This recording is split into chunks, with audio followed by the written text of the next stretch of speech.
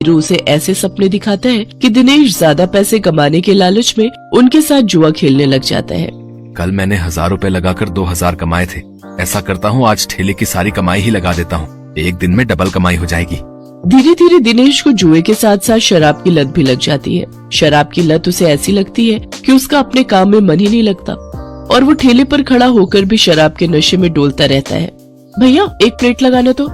अरे लगता है इस आदमी ने तो शराब पी रखी है। चलो चलो, हमें नहीं खानी इसकी पानीपुरी, चलो दूसरी वाली पानीपुरी खाने चलते हैं। धीरे धीरे दिनेश के सभी ग्राहक कट जाते हैं और वो सभी दूसरे पानीपुरी वालों के पास जाकर पानीपुरी खाते हैं।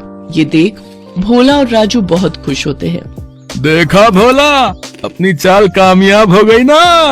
बिल्कुल सरकार, अब देखना उसकी पानीपुरी की तरफ तो कोई देखेगा भी नहीं, सब अपनी ही पानीपुरी खाएंगे।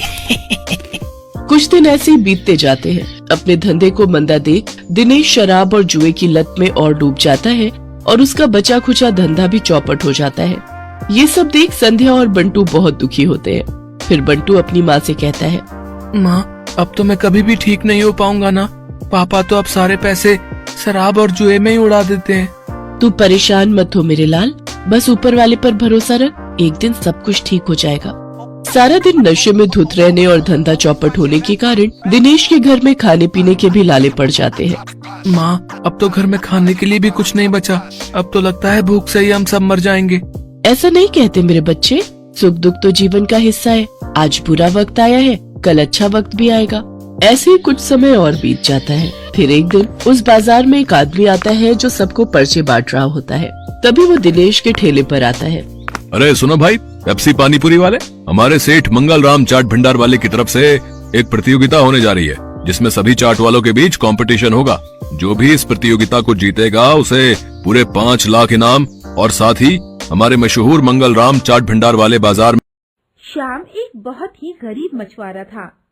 रोज की तरह आज भी उसकी पत्नी मीना दरवाजे पर खड़ी उसका इंतजार कर रही थी। आ गए आप? क्या हुआ? आज कोई मछली बेची या आज भी? हाँ मीना, आज भी कोई अच्छी मछली मेरे हाथ नहीं लगी और आज मेरा मछली पकड़ने का जाल थोड़ा और फट गया।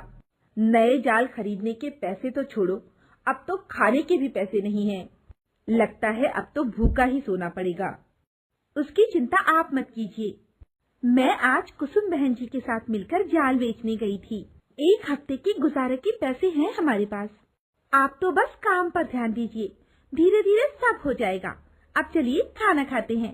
श्याम और मीना खाना खाकर सो गए। अगली सुबह फिर से श्याम मछली पकड़ने के लिए निकल जाता है और मीना भी अपने घर का काम खत्म करके कुसुम बहन के साथ टीचर सबसे कहती है, क्लास आज मैं सब बच्चों का सरप्राइज मैथ टेस्ट लेने वाली हूँ, सभी बच्चे तैयार हो जाओ। क्या? टीचर ने ये बोला था और बातों बातों में वो अपने पास रखे फूल को सूंघती है और एक पल में ही सब भूल जाती है और कहती है, ठीक है बच्चों, कल सब अपना अपना होमवर्क करके आना। आज के लिए जो जो मैंने पढ़ाया है वो याद रखना। ये सुनकर एल्सा धीरे से जैक को कहती है, पर टीचर ने तो कुछ पढ़ाया ही नहीं। बोला था ना, द फ्लावर इज मैजिकल। दोनों घर आते हुए बातें कर रहे थे कि फूल मैजिकल है या नहीं। तभी उनकी मासी नीनी गुस्से में कहती है, बच्चों कितनी बार बोला है सीधा घर आया करो, घर आने का रास्ता 20 मिनट का है, तुमको 1 घंटा कैसे लगता है? तुम जानते हो ना कुछ भी सेफ नहीं है। नीनी गुस्से में थी और तभी एल्सा जैक को कहती है, चल ना फूल को